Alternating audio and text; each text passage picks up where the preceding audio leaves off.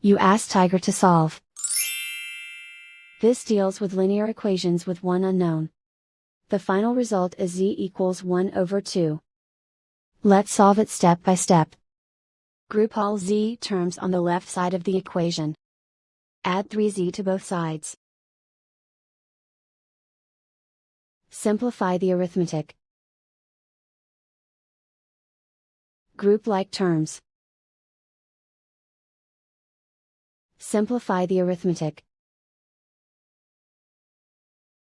Isolate the z. Divide both sides by 12. Simplify the fraction. Find the greatest common factor of the numerator and denominator.